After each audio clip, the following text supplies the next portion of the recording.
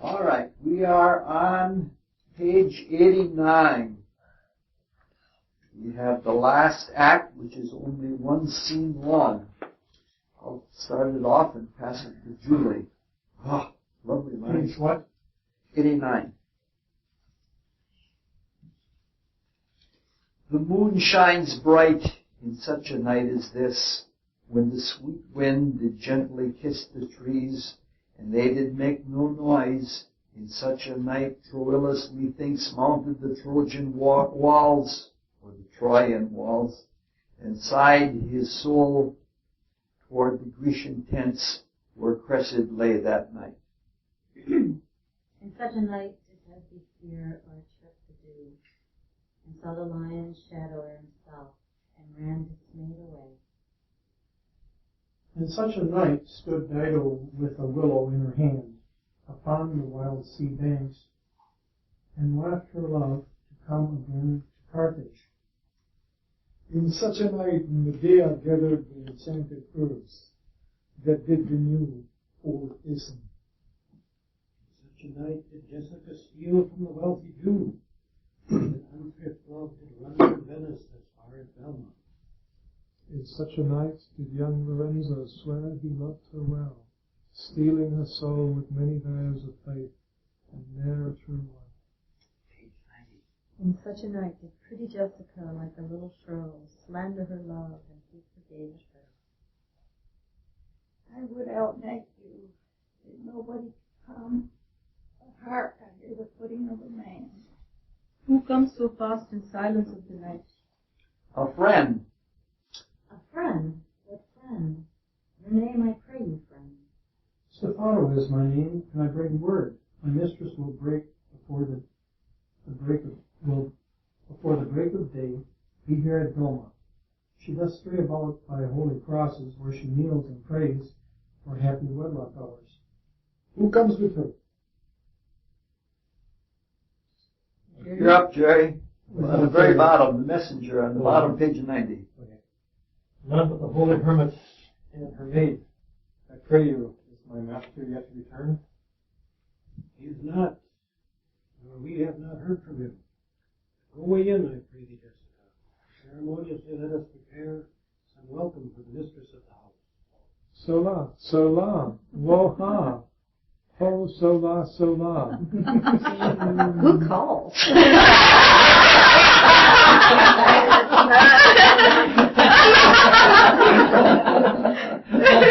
Hola, did you see Master Lorenzo and Mistress Lorenzo?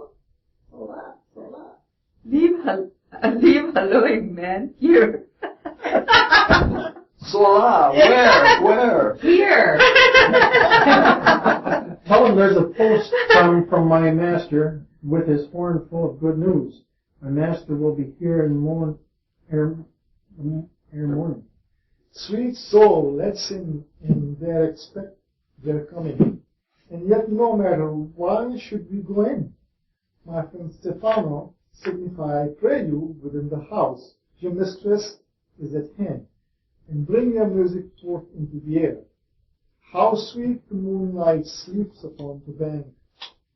Here will we sit and let the second sounds of music creep into our ears. Soft stillness in the night become the touches of sweet harmony. Sit, Jessica. Look how the floor of heaven is thick inlaid with patens of gold. There is not the smallest orb which thou beholdest, but in his motion like an angel sings, still calling to the young-eyed cherubim. Such harmony is in immortal souls, but whilst this muddy vesture of decay that grossly clothes it in, we cannot feel it. Come home and wake Diana with the hymn. Wait, No. Well, his yet. Yeah. Come home and wake Diana with a hymn. With sweetest touches pierce your mistress's ear and draw her home with music. There you go. I am never married. I am never merry when I hear sweet music. The reason is your spirits are attentive. For do but note a wild and wanton herd, race of youthful and unhandled colts, fetching mad bounds, bellowing and neighing loud, is the hot condition of their blood. If they but hear perchance a trumpet sound, or any air of music touch their ears, you shall perceive them make a mutual stand, their savage eyes turn to a modest gaze, at the sweet power of music. Therefore the poet did feign that Orpheus through trees, stones, and floods.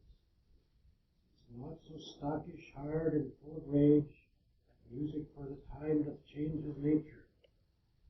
Man that hath no music in himself, nor is not moved in sweet concord of sweet sounds, is fit for treasons, stratagems, and spoils. The motions of his spirit are dull as night, and his affections dark as Erebus. Let no such man be trusted. Mark the music. That light we see is burning in my hall. How far that little candle throws its beams. So shines a good deed in a naughty world. When the moon shone, we did not see the candle. So doth the greater glory dim the less. The substitute shines brightly as a king, until a king be by, and then his state empties itself, as doth an inland brook, into the main of waters. Music, hark! It is your music, madam, of the house. Nothing is good, I see, without respect. Methinks it sounds much sweeter than by day.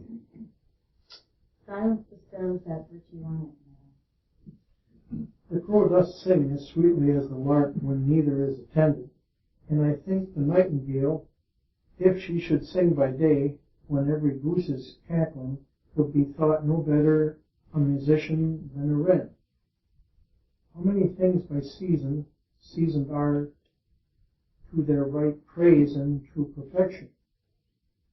Peace. Oh, the moon sleeps with Endymion, and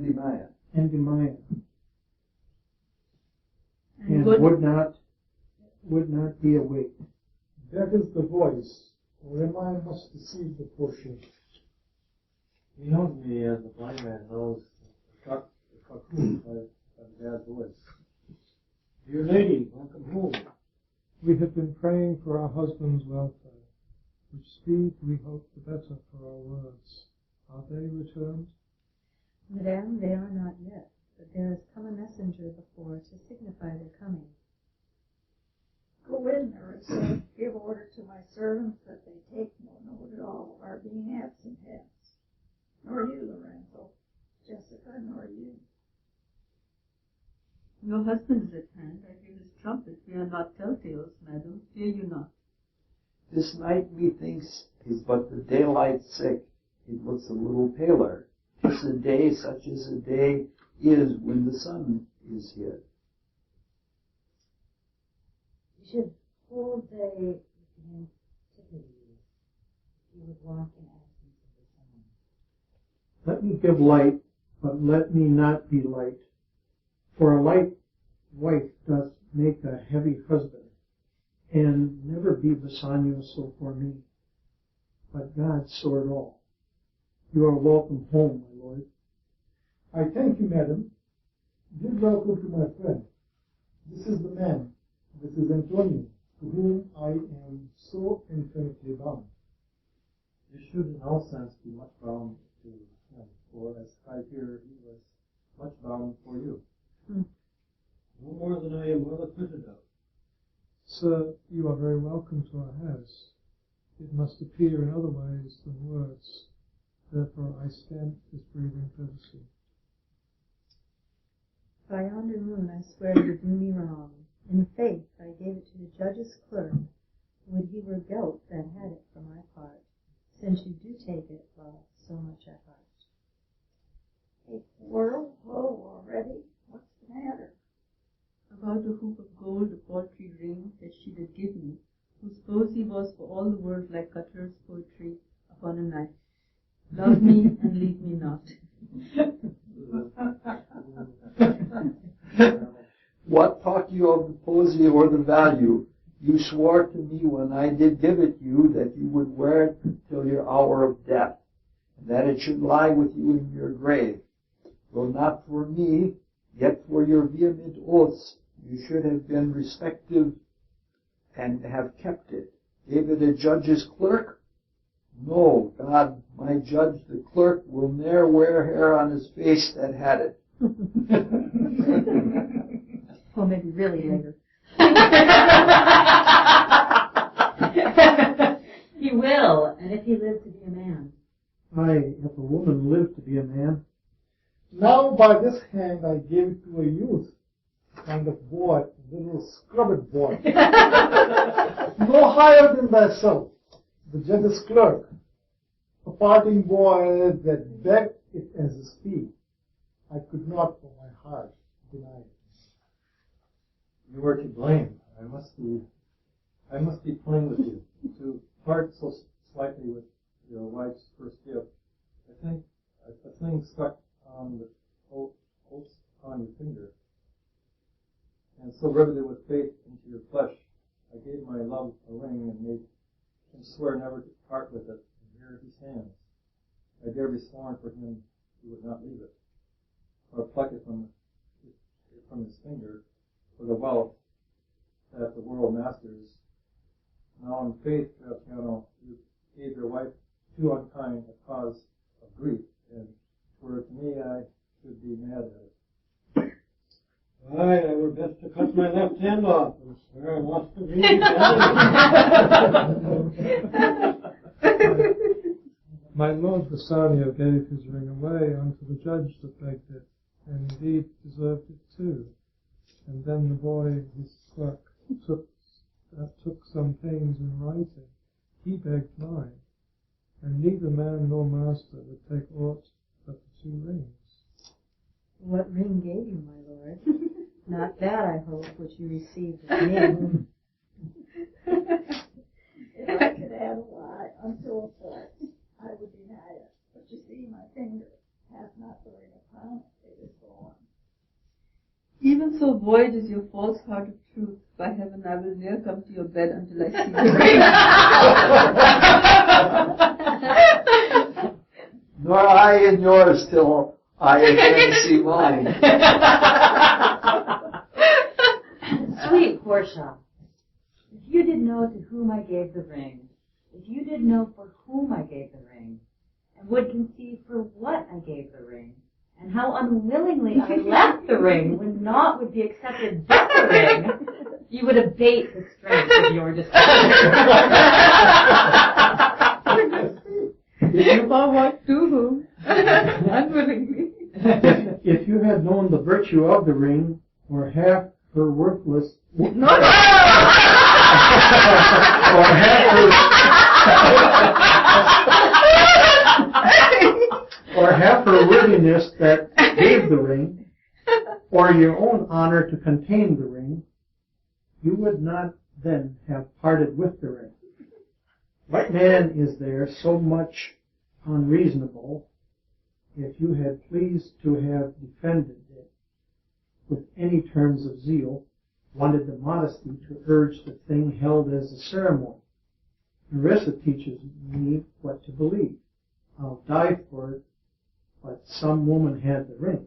No, by my honor, madam, by my soul, no woman had it, but a civil doctor, which did refuse 3,000 buckets of me and begged the ring, which I did deny him, and suffered him to go displeased away. Even he that had held up the very life of my dear friend. What should I say, sweet lady? I was forced to send it after him. I was beset with shame and courtesy. My honor would not let ingratitude be so much besmeared. Pardon me, good lady, by these blessed candles of the night, had you been there, I think you would have begged the ring of me to give the worthy doctor. Let not the doctor come near my house, since he hath the jewel that I loved, and that which you did swear to keep for me, I will become as liberal as you. I'll not deny him anything I have. No, not my body, nor my husband's bed. No, Well, him I shall, I am well sure of it, lie not a night from home. Watch me like Argus, if you do not, if I be left alone. Now my honor, which is yet mine own, I'll have that doctor for my fellow. And I, his clerk, therefore be well advised how you do leave me to my own protection. Well, do you so? Let not me take him then, for if I do, I'll mar the young clerk's pen. Double entendre. Okay. I am the unhappy subject of these quarrels. Sir, grieve not you are welcome notwithstanding. Portia, forgive me this enforced wrong, and in the hearing of these many friends, I swear to thee, even by thine own fair eyes, wherein I see myself. Mark you but that. In both my eyes he doubly sees himself. In each eye one. Swear by your double self. And there's an oath of credit.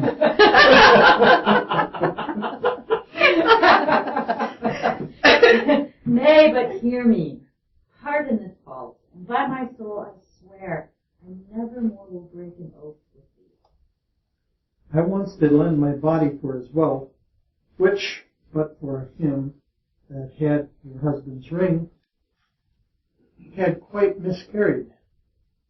I dare be bound again, my soul upon the forfeit, that your Lord will never more break faith advisedly. And you shall be his surety. Give him this, and bid him keep it better than the other. Lord Bassanio, swear to keep this ring. My heaven is the same I gave the doctor. I had it of him. Pardon me, Bassanio, if by this ring the doctor lay with me. And pardon me, my gentle Graciano, for that same scrubbed boy, the doctor's clerk, in lieu of this, last night did lie with me.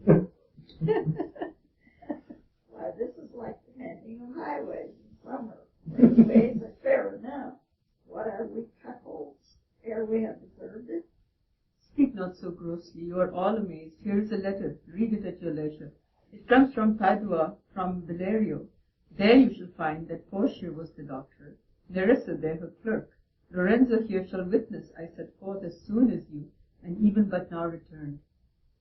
I have not yet entered my house, Antonio, you are welcome, and I have better news in store for you than you expect. Unseal this letter soon. There you shall find 3 of your argosies are richly come to harbor suddenly. You shall not know by what strange accident I chanced on this letter. I am dumb.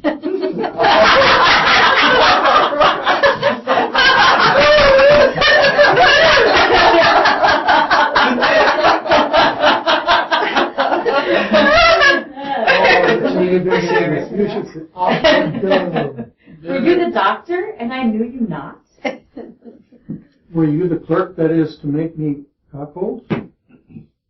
Hey, but the clerk that never means to do it, unless he live until he be a man. Sweet doctor, you shall be my dead fellow when I am absent and lie with my wife. Sweet lady, you have given me life and living. Here I read for certain that my ships are safely come to road. How now, Lorenzo? My clerk has some good comforts too for you. Aye, and I'll give them him without a fee. There do I give to you and Jessica, from the rich Jew, a special deed of gift, after his death, of all he dies possessed of. Fair ladies, you drop manna in the way of starved people. It is almost morning, and yet I am sure you are not satisfied of these events at full. Let us go in and charge us thereupon intergetories, and we will answer all things faithfully. Let it be so. The first interrogatory that my Nerissa shall be sworn on is, whether till the next night she had rather stay or go to bed now, being 2 hours today, but were the day come, I should wish it dark, till I were couching with the doctor's clerk. Well, where I live, I'll fear no other thing so sore as keeping safe Nerissa's ring. All that for a worthless ring? Oh, carved, like, what did he say? cozy and the cutter's knife. Well, compared to the trial and its very vital, serious issues, this all seems like fluff. In fact, the last half of Act 4 seemed like fluff too. This scene has some very poetic pieces in it, but it is still fluff. This part of the play seems almost anticlimactic. It is as though Shakespeare had nothing more to say after the trial, and he had an act and a half to go, and that he just filled time and gave himself a happy ending.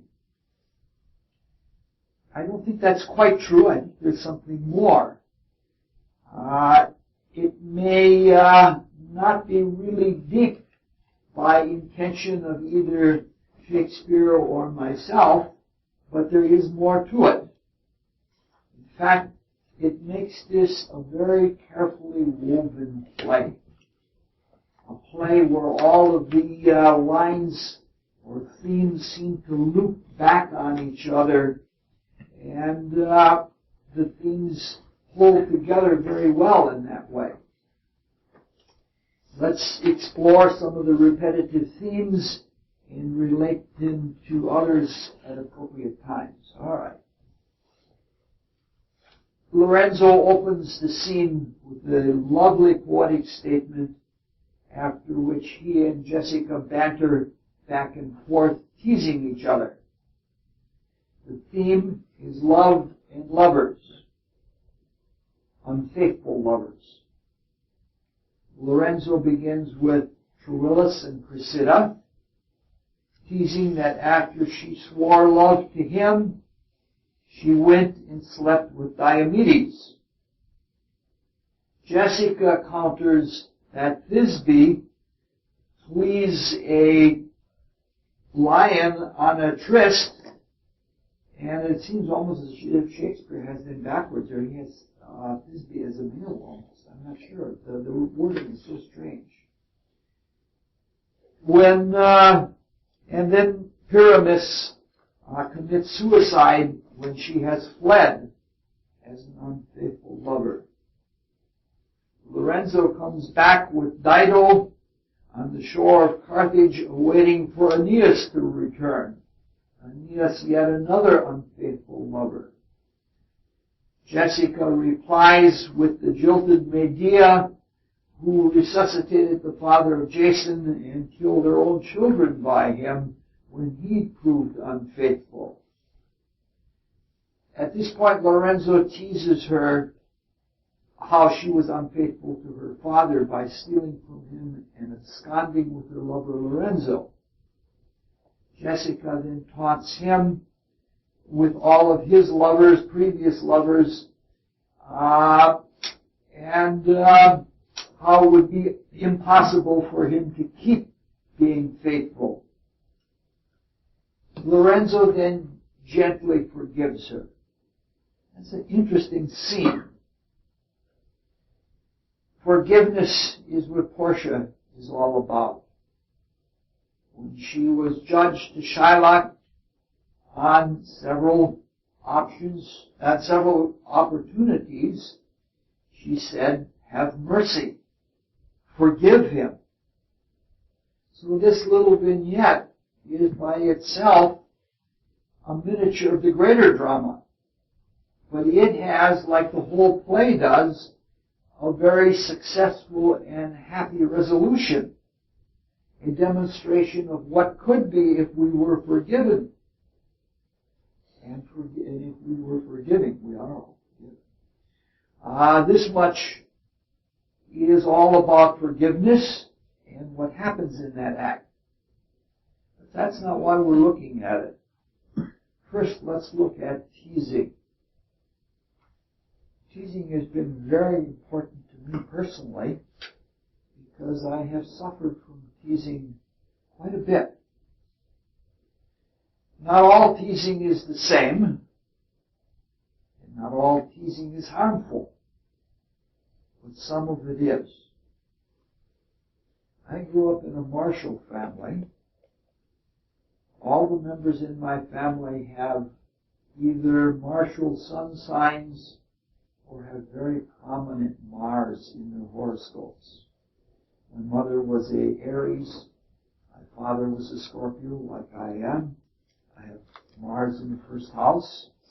My little sister was in the first few minutes of Sagittarius, but she had the sun conjoined Mars. My brother has the sun in Taurus, but it's conjoined to Mars and the ascendant and Uranus in Aries. So he's a very martial kind of person. We were not a belligerent family. We didn't fight. Our martial activities, our tendencies went into activities. We all loved to work. We all loved to go to places. We all loved to do things.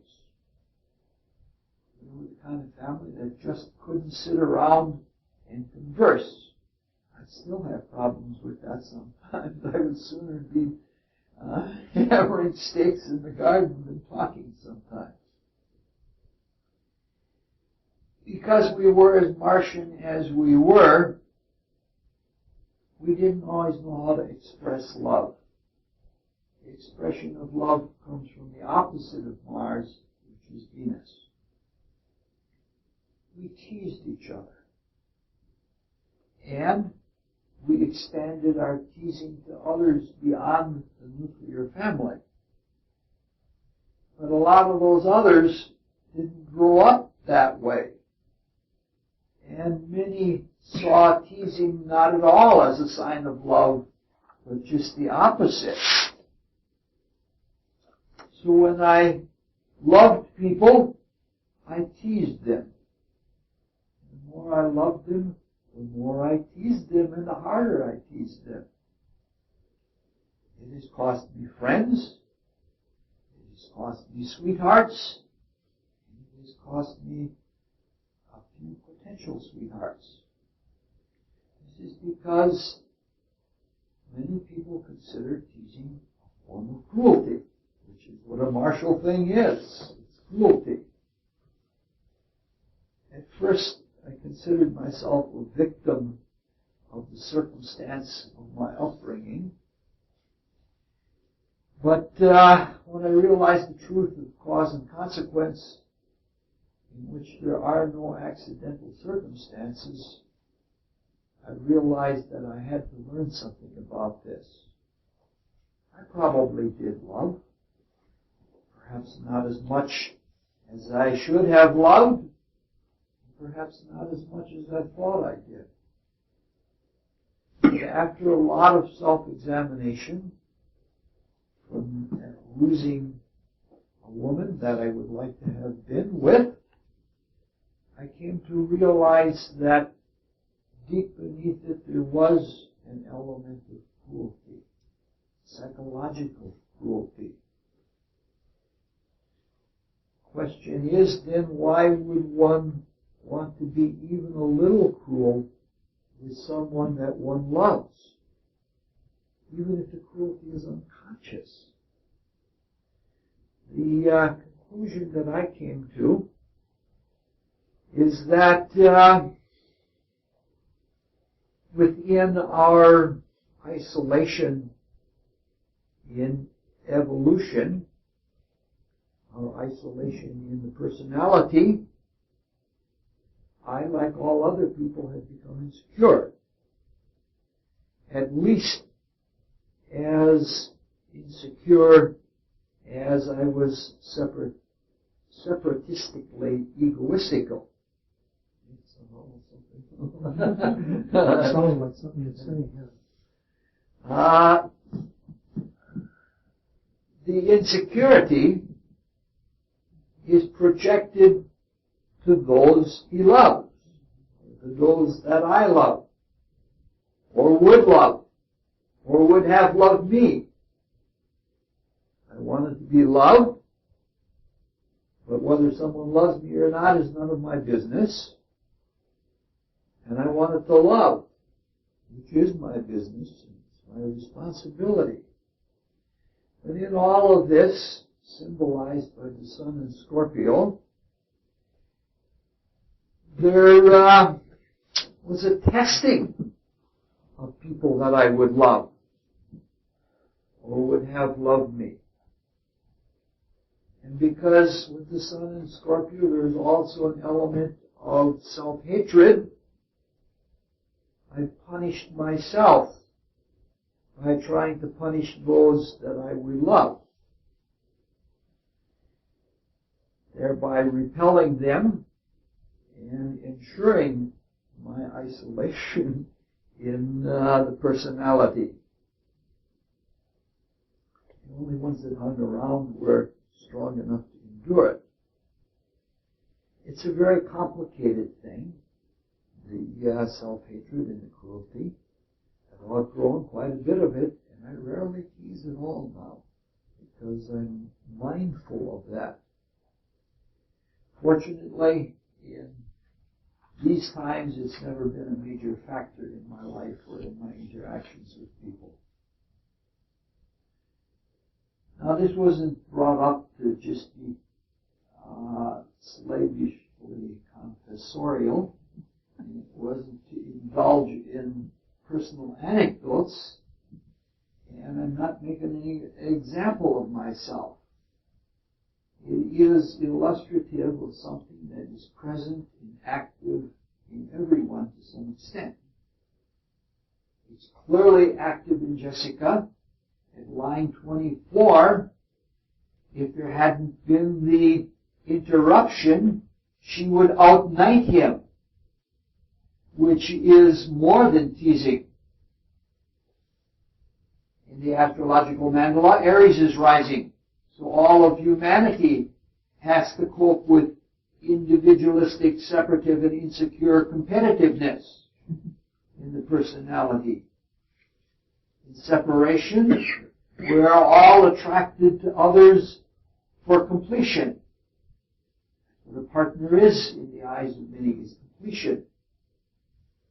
But in the necessity and the responsibility of our own individuality, in our individual evolutionary work, we are also repellent, so that we are lonely and turn inward to find the Spirit. The insecurity and the incompleteness and the needs for others is especially apparent in our gendered, polarized, dense physical bodies, which need complementation and cooperation, or there will never be continuance of humanity. So there's a lot here. You might say that even though it's still in the very early stages, the relationship of Jessica and Lorenzo is not really on strong ground. There's insecurity there, and they're testing each other, they're teasing each other. Then there's the interruption, and it is both groups, the groups of women and the groups of men returning. Now, a few minutes ago we said that this latter part of the play looped back on itself and was well woven. Actually, it's much more like knitting than it is like weaving with all of the loop backs. All the rest of the scene, quite a bit of which we aren't even going to cover because there's nothing really greatly of interest in it, all of the rest of the play goes back to the theme of vows not kept. And it also loops back to the theme we just discussed. Now, last time we discussed how it was unwise to make vows in many cases. We're not going to go into that again, but since Shakespeare brought it up again, we'll go back to it again in a different way. Now, the character of this play is very much like the zodiacal sign Libra and the corresponding seventh house. The character of Libra is described by the very title of this sub-series of talks, Love and the Law, because Libra and the seventh house both have to do with love and both have to do with the law. I remember my incidents in traffic court in the seventh house. We won't go into that tonight.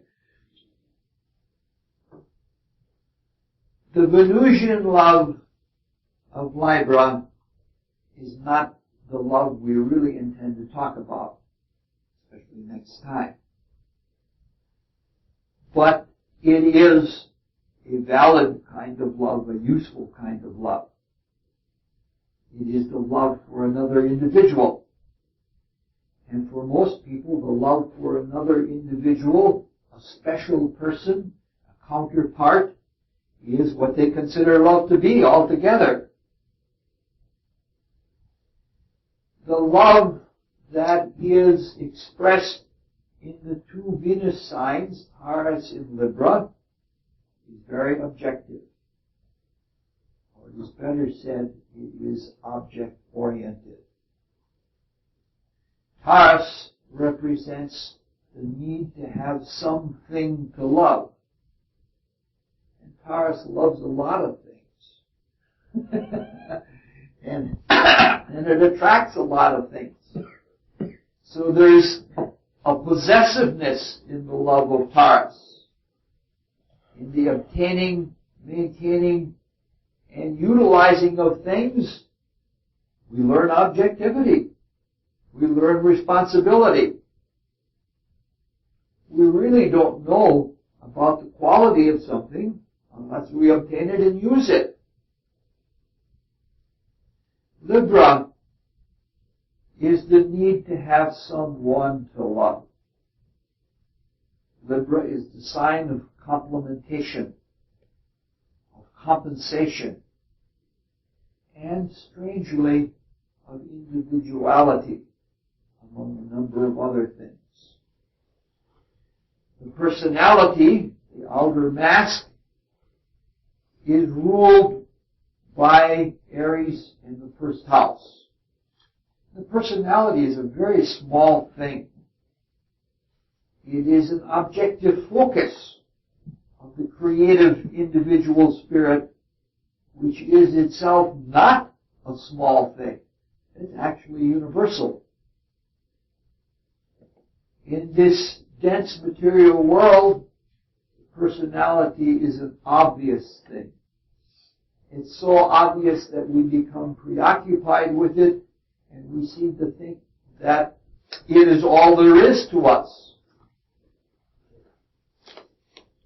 The spirit behind the personality uses it as an objectification, as a completion, as a finalization, as a testing ground, all of those things for its own creativity and its own creative experience. Often, the marriage partner represents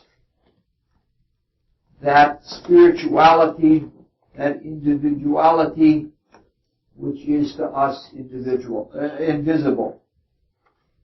So it's not surprising that we often expect way too much of our partners and of partnering.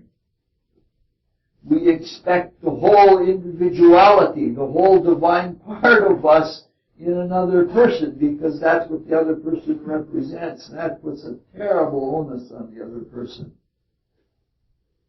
We try to make them the greater reality instead of the lens to the greater reality or the mirror to the greater reality. And that's a lot of trouble. The universal individuality complements the minuscule and often petty personality. However, as long as we're focused in that personality, especially as exclusively as we are, what we see through the lens is not enough.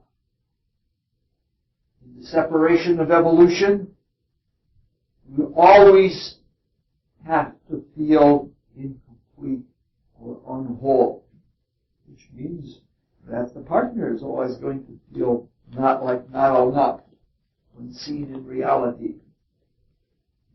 So in these feelings there is an inherent insecurity. It is the same insecurity that we spoke of a few minutes ago when we were talking about the teasing between Jessica and Lorenzo. An oath is an attempt, or vow is an attempt, often an overblown attempt, to overcome that insecurity by an assertion. But the effect of that assertion is counterproductive. It's actually more separation and more distinction. One separates oneself from the object of an oath. There is no merging in that vow.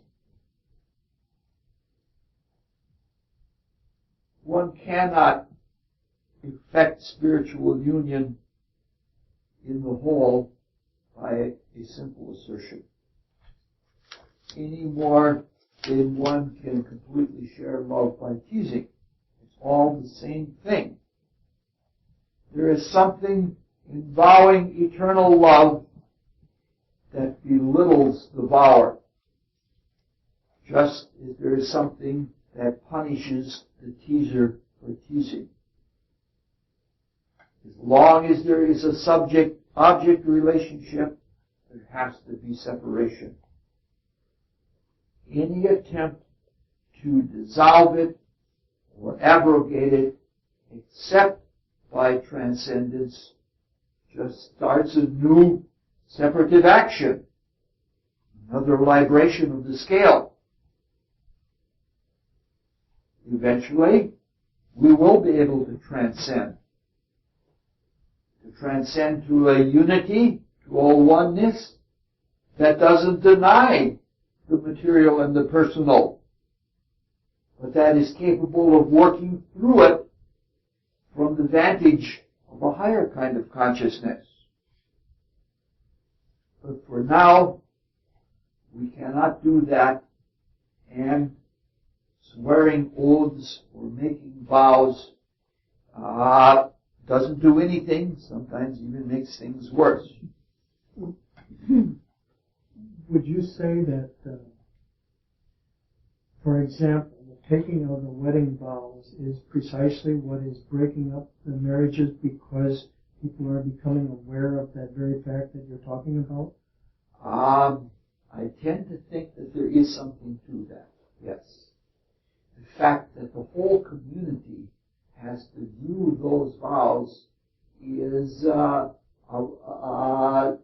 betrayal to the two people just loving each other. It's a depending on the community rather than on loving each other and having that love between two people be what holds you together, and not vows or laws or anything else. So we can view our counterparts as lenses or as mirrors to inspire us, and we can surrender ourselves to the universal, but we cannot attain that through vows. They are always going to impede, they're always going to be counterproductive.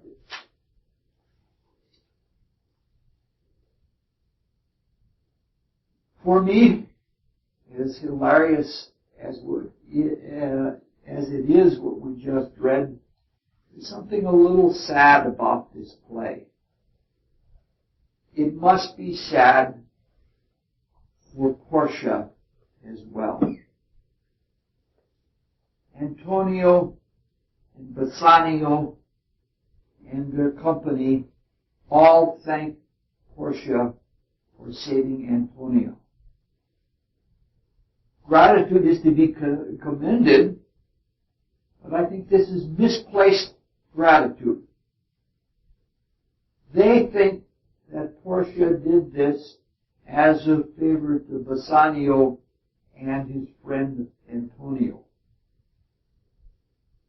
if that's what they think, then in reality it's an insult to her. It's accusing her of favoritism. It's like she interpreted the law for her guy. It's like saying our side won and that's all that counts. The scales of Libra represent fairness under the law. A fair measure for measure. That is, we're talking about human-made law here. We're not talking about divine law, which is always fair. Everything has to balance. In this sense, the vacillation of Gemini in the cosmic mandala, whereby one looks at both sides of the subject and keeps on looking at them, contrasting them, that oscillation in the polarization of Gemini becomes the libration of Libra. That libration that we saw last time in the court case, that never stops. The niggling would go on ad infinitum. The things of Libra are never finished. Perfect. And on, and it never stops perfecting. In the pictorial zodiac, Libra is represented by Themis. Some people call her Lady Justice. And she carries the scales. In many representations, Themis is blindfolded, which indicates impartiality. It would be a great misrepresentation to see Lady Justice as being partisan. It would sort of be like the colloquial thumb on scale. This side has to be weighed heavily. It's equally offensive to see Themis or to see Portia in this same way. If this is true, Portia must certainly have a trying marriage ahead of her. And the statement that is made, a light wife makes a heavy husband, could take on an extra meaning because of this. Now what follows is, I don't think it all was intended by Shakespeare, but this is a theme of other myths and stories that relates to some of what we've talked about here, and so we won't accuse Shakespeare of it. Libra and the seventh house represent mundane marriage. We have said before, even earlier tonight, that the marriage partner is a stand-in for the divine partner to prepare us for that spiritual power and individuality which we will unite with in the alchemical wedding. However, Libra and the seventh house are on the horizontal plane, with Aries in the first house in the astrological mandala. The horizontal is the plane of equality. We hear it now all the time as a sports metaphor, a level playing field.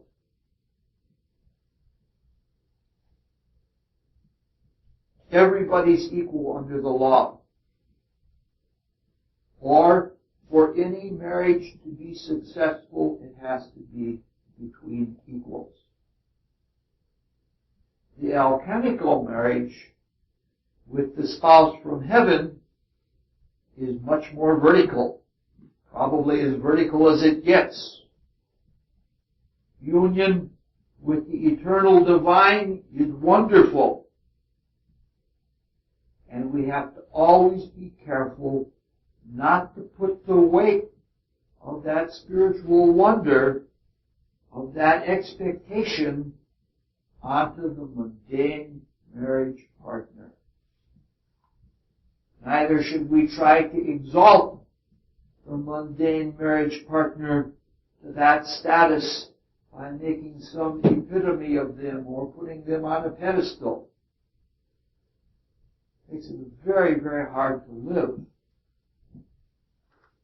It is true that there is equality in that the personality and the individuality both need each other.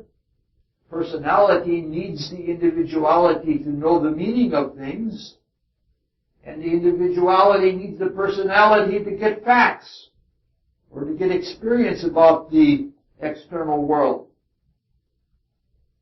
But in reality, in this vertical sense of the alchemical marriage, the individuality holds all of the cards.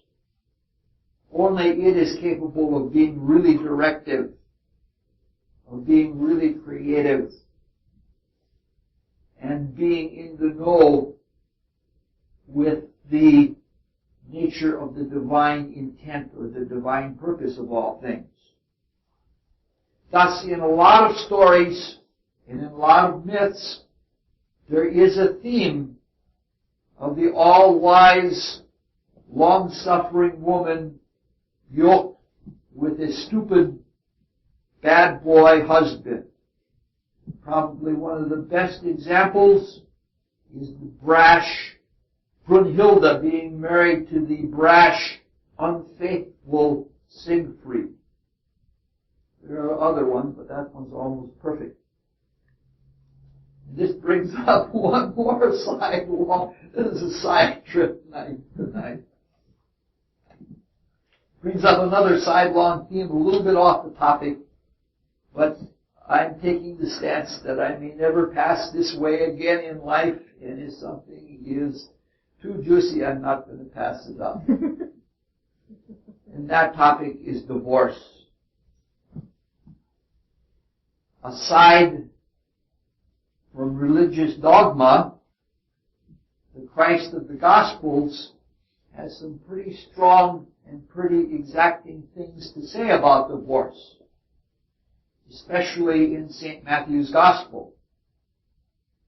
In short,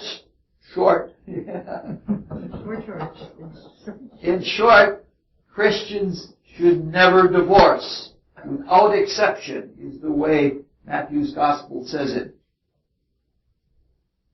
Now you could say that statements like that are made to strengthen and shore up culture, especially in the times of a wide open Roman civilization. I think it's okay to do that with St. Paul, who was very much swayed by cultural issues. I don't know. I think with the cosmic Christ, it's quite another matter. You can't really do it that way.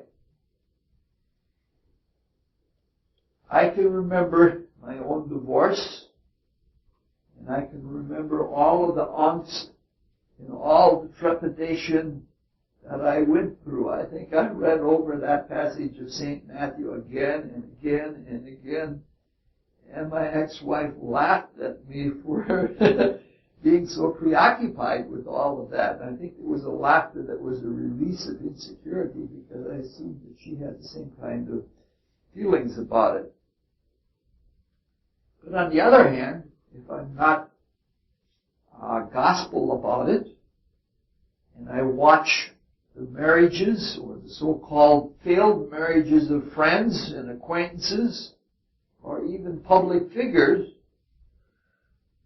I'm convinced that divorce is not only allowable, but sometimes the very best thing to do.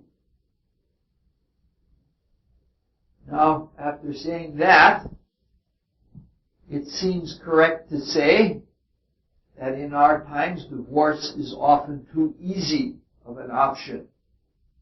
And it would be better if people did hang together for a while and intuitively know whether they should split or not just quickly, cut the line and go out.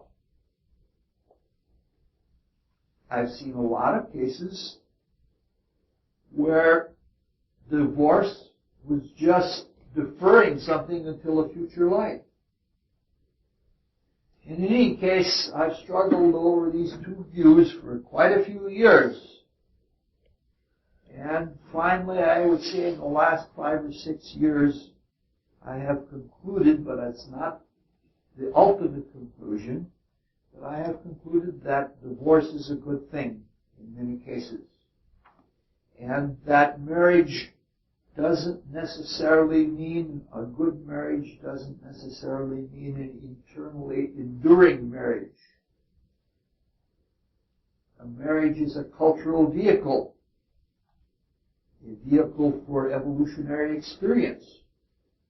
And a good marriage or a successful marriage is good or successful to the degree that that experience is fulfilled and not by endurance. Along with that view is an understanding that the no divorce statement of Christ is made with regard to the divine vertical alchemical marriage. For the personality to divorce itself from the individuality, or for the individuality to have to withdraw from connection with the personality as seen by intuition and by cause and consequence, it's a very serious thing. That kind of divorce is known usually in Christian dogma by the name eternal damnation. I'll have a little more to say about that later on. Those are horrifying words. This brings us back to the theme. If we heed conscience and hang our head in humiliation, in humbleness, in recognition that the personality is indeed the junior partner, we're probably going to make progress much faster. But if we're hell-bent on doing it our way personally, we're probably impeding all of our spiritual growth. It has always benefited me to be humbled from within and often from without. So Portia may well find herself as a Brunhilde, to Bassanio as a Siegfried, who may not be willing to bow his head. So not only is there, he doesn't get it as far as justice is concerned, and that may be a symptom of the whole situation between the two of them. Moving on to another topic. Sometimes we miss the most obvious things in symbols. For example, Themis holds the scales. Themis is one thing, and the scales are another.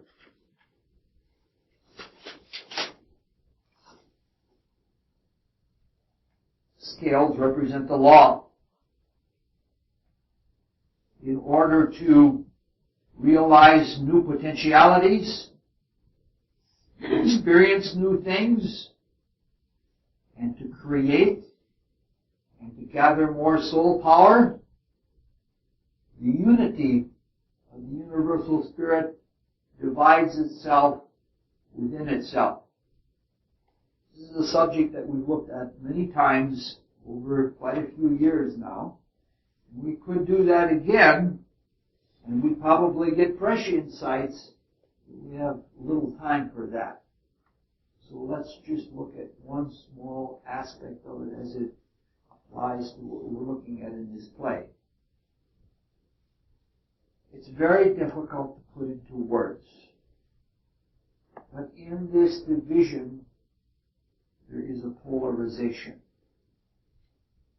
And this polarization is in time, in the manifest creation, not in the eternity of the universal spirit. This polarization, as it approaches eternity, is manifest as almost solid oscillation. The oscillation is like what we have over the pros and cons of an issue that we're desperately trying to have both ways, but can't resolve to select between one of the two. It's also like the librations of the scale, which represent the attempt to reach a seamless unity in division. Even though all of this takes place within the unity of the character of the universal spirit, it has an almost mechanistic quality paralleling the obvious difference between the scales and themis. Cause and consequence in destiny are almost like a mechanism providing feedback. Yes, there is character to the law and character to the spiritual things that take place within the law. But the law is personally or impersonally impartial. It's almost indifferent. For astrology buffs, this is symbolized by the fact that Saturn is exalted in Libra. The law provides perfect feedback, but we don't always recognize in that perfect feedback that the consequences are related to earlier causes. It's just fed right back to us. If the law weren't impartial, if it weren't cold and impersonal, it would be a part of the consequence, and it would be unfair, just the way Antonio and Bassanio want the law or the judge to have been partial. It would no longer be perfect feedback. It would be something like a vengeance or something of that nature. It would be personalized. But because it is impersonal, and because when consequences come back to us from the causes, it needs interpretation. Even human-made law needs interpretation. Themis, who holds the scales, is like the universal spirit, which holds the creation suspended within it. And it is the ultimate interpreter. Portia acts as Themis, and she acts as an interpreter. Though she has studied the laws involved in this case, and she has weighed them in her mind, she doesn't interpret mentally. The mind gives relevant information, it analyzes it, it orders it, and it delivers it. But it can't interpret because of its very nature. Its very nature is to impersonally polarize and look at the different sides of something. It is only from the universal spirit, from that transcendent viewpoint, that interpretation can come. Interpretation and judgment are intuitive matters. Even if it's only the intuition that there is no other recourse but the letter of the law. You still have to see that. You fight against a lot of things in life until you can intuitively see, hey, I can't go against this. This is the way it is. The universal spirit is creative. And surely the judgment that Portia gives is uniquely creative. It's unexpected. It's hard to clearly determine because of all of the prejudices, But it appears that the judgment of Portia is ultimately loving. She's always looking for mercy. However, it is not for the personal love of Bassanio or Antonio that it was given. It was given just out of pure loving forgiveness. That said, it is not clear that her intent was fulfilled. That is, that Shylock become a Christian and practice loving forgiveness, or whether he would just be more careful of how he studied the law next time. It seems almost 100%, though my memory may not be correct about this, that people learn forgiveness by being forgiven, in the full recognition of the import of what they have done wrong. Shylock has seen what's happened when he didn't forgive, but that's a very different thing from actually experiencing forgiveness. And if you experience forgiveness, then you're willing to give forgiveness. This is line with Mary Magdalene in the Bible. Who has been forgiven much, loves much. That's how it goes, or it's the other way around. Let's go to the interaction between Lorenzo and Jessica. In Lorenzo's speech at line 54, and again at line 70, if anybody'd like to reread it, we can reread it. You're the literature major, you can reread it at line 54 and line 70. Let's see.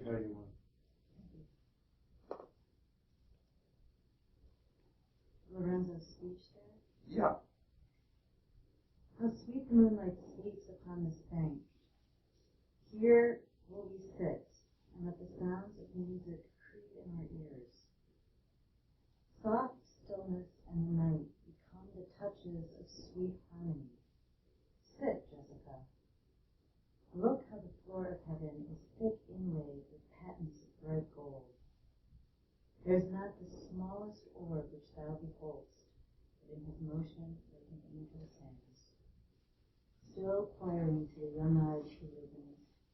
Such harmony is in immortal souls. But whilst this muddy vesture of decay doth grossly close it in, we cannot hear it.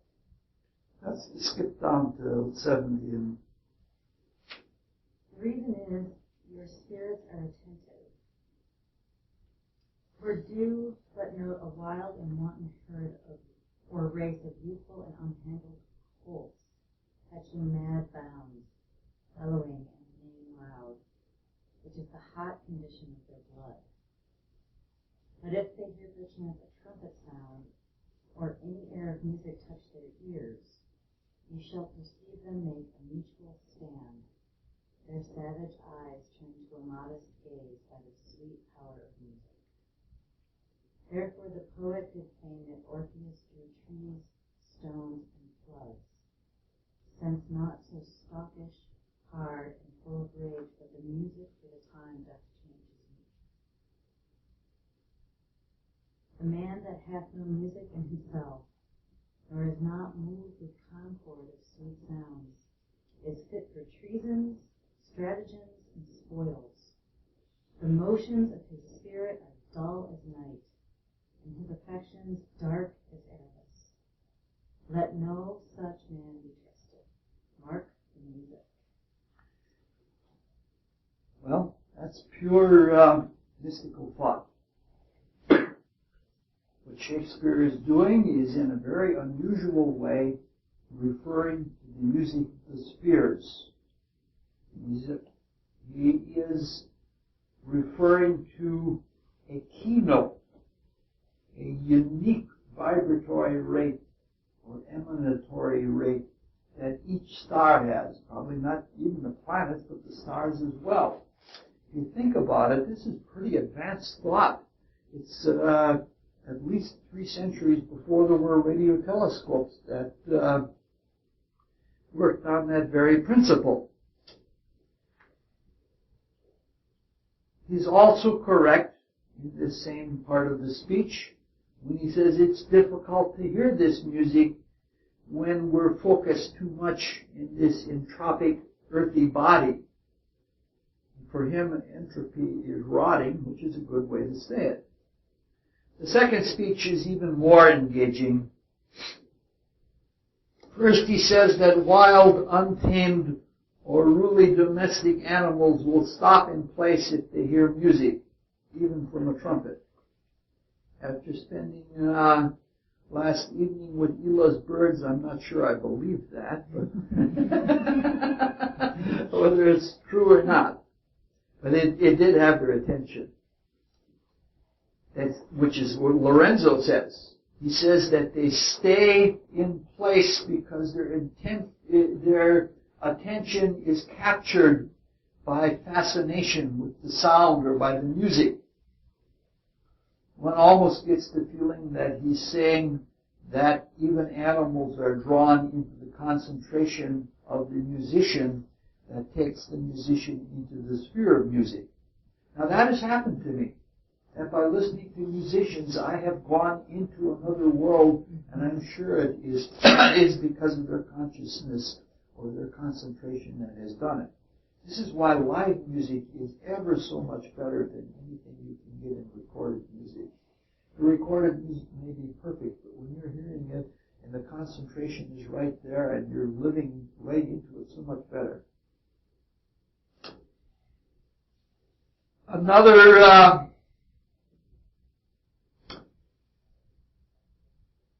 might think of this that he's speaking about an earthly rendition of the music of the spheres, in that an animal or whatever remembers the music of the heavenly spheres, and that reminiscence just puts them at peace right then and there, and they don't move. I wouldn't argue against that either. Then he goes on to talk about something that's extremely dear to us, and that is, he mentions Orpheus, who was the founder of the Orphic Mystery School. The Orphic Mystery School, which over many centuries had Pythagoras, and Plato, and Proclus, and Plotinus, and Ammonius and Finicus, and many other very profound mystical philosophers. Now, according to the myth that is quoted here, is Orpheus could move stones and trees and stop them in place, and he could stop and move running water. Now, it's conceivable to me that he could move stones by setting up some kind of sound wave. And it's conceivable that he could stop or move water in the same way. But I have difficulty thinking that way about trees. I doubt that the stones and the trees and the water actually hear the sounds in the same way that we hear the sounds of music. But there's another answer that is much more likely that describes this whole phenomenon. Mystery schools of several varieties used to make formations. They made these formations to study the heavens and to practice their mystery rites. They were usually circular, and they were usually made of concentric circles. And these circles were calendars and ephemerides and almanacs, and they served all of those kinds of purposes. There are several of them still around. There is Stonehenge, and there is Woodhenge, and there are still tree circles, but because of the growth patterns of trees, they're very hard to find. about the part where biblically and they were admonishing Christ to silence all the people who were singing his praises, and he said, if every tongue were still, the rocks and stones would start to sing. I'll pass on that. I won't think. The Orphics were also mathematicians. They studied geometry. Pythagoras studied number theory in his own way.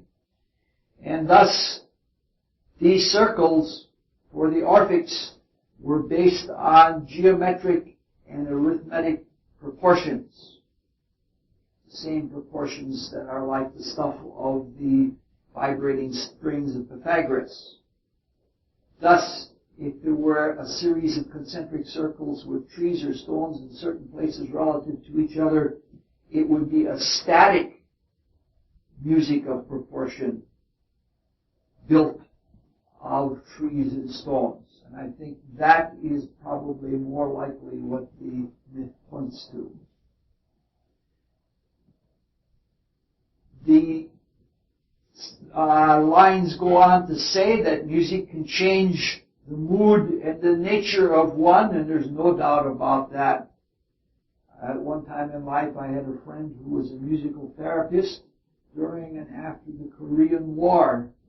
And when people would come in so shell-shocked that nobody could even get them to talk, they would put him in a room with such an individual, and he would work with music until he could bring them out enough so that they would be open to psychotherapy. Now, the sub-passage beginning at line 83 is very interesting. Basically, it says, beware of the man who has no music in himself.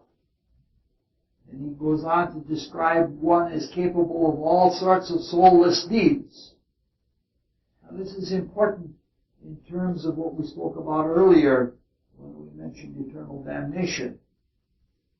When the personality becomes so intractable and so much an entity unto itself, so independent and so evil, that the threefold spirit cannot stay with it and has to withdraw, it becomes a monster.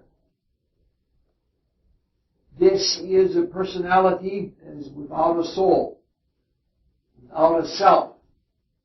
And it's capable of all sorts of evil because it has no conscience and it has no higher principles to curb and correct it.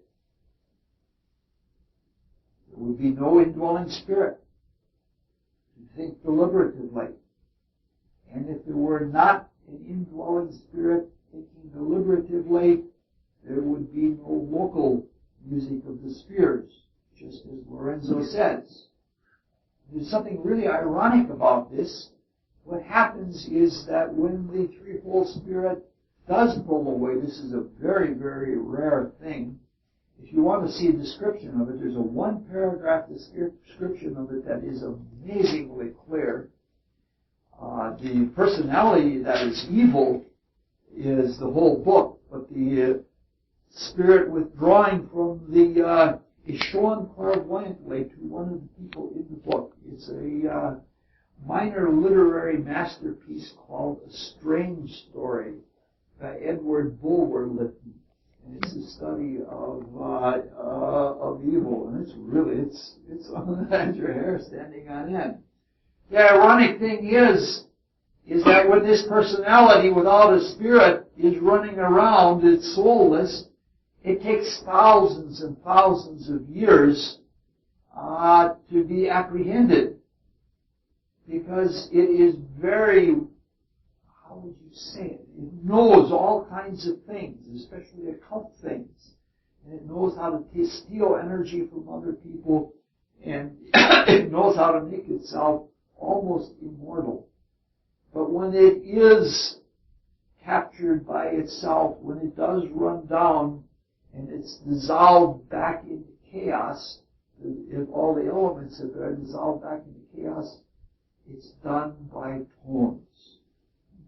The countertones to the same tones that produce the personality.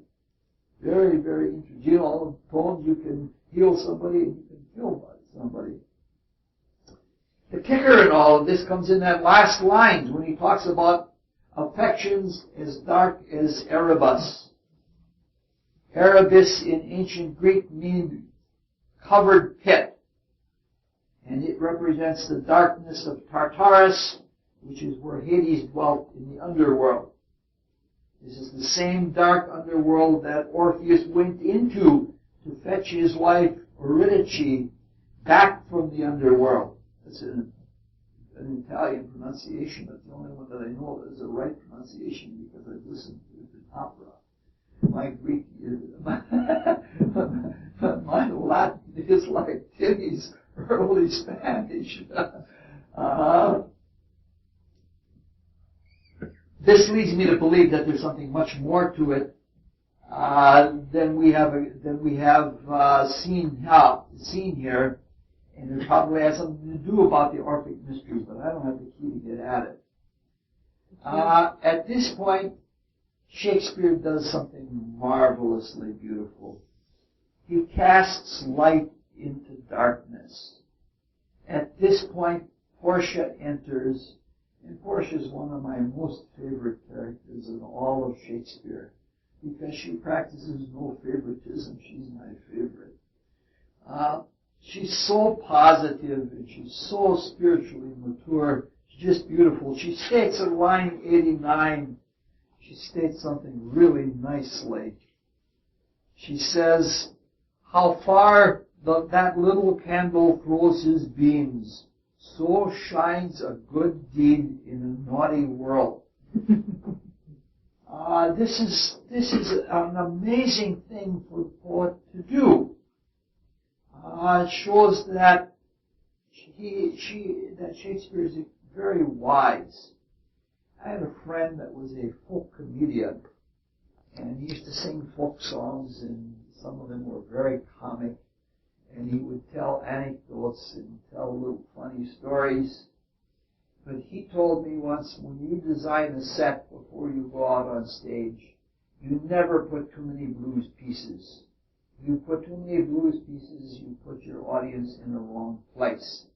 And you never end a set of music with a dark, heavy blues piece. Because if you do, you're not being fair with your audience. And Shakespeare does exactly that. After all of that darkness, the Arabian darkness that he talks about, the next lines by Portia throw the light into the darkness and shows how, the difference. In fact, I think that line is much better than the famous line of St. Christopher, who said it is better to light one candle than to curse the darkness. I think that Shakespeare's is a much better line. The next speech by her at line 93 is also exceedingly beautiful. It's beautiful in that she deals with comparative brightness of one thing with another without competition. Normally when there is comparativeness, there's competitiveness. And she does it without attitudes of superiority. She states it more or less as a matter of fact. Then she tries to resolve it all into one spiritual principle, that everything flows back into the light, which is certainly true, like the river flows into the ocean, or like our attention flows back into the eye of God. In her next speech, she says the same thing that Lorenzo said earlier, only she says it much more succinctly and much more experientially. She says that the concentration of night helps to focus the attention when our attention isn't pilfered or diluted by sight. I'm not so sure about all of this. At first it seems true, but I'm not sure that it is true.